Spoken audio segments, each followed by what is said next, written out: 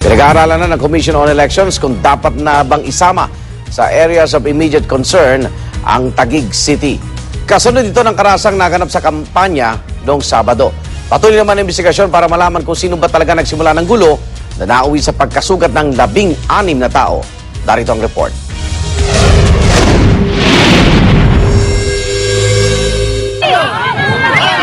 Dahil sa naging karahasan sa barangay Tuktukan sa Taguig City noong Sabado, posible raw na ibilang na sa areas of immediate concern ng COMELEC ang Taguig ayon kay Chairman Sixto Brillantes Jr. 12 ang sugatan sa kampo ni Mayoral Candidate Rick Katinga, habang sugatan din ang 4 na personal ng Public Order and Safety Office ng Taguig. Pinag-aaral na rin daw na palitan ang hepe ng Taguig Police. Sa nagkagulo, there is now a request from the side of Tinga that the Taguig be placed under area of immediate concern.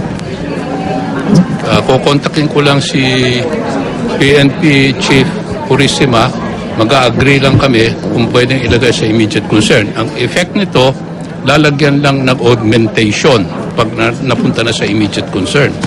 Meron din request for the replacement of the Chief of Police of Taguig. We're also seriously considering this. Pag nagkataon, ang Taguig ang magiging kauna-unahang lugar sa Metro Manila na kasama sa areas of immediate concern.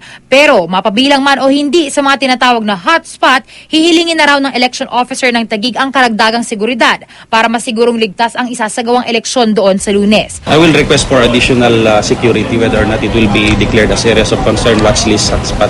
Patuloy naman ang papapagaling ng ilang nasugatan. Kabilang na ang 56 na taong gulang na si Crispina na taga-suporta ni Rick Katinga. Natamaan ng bato ang kanyang ilong o operahan na siya mamayang hapon. Paulan na ho sila ng bato. At ang aming kandidato hinahabol nila ng bato.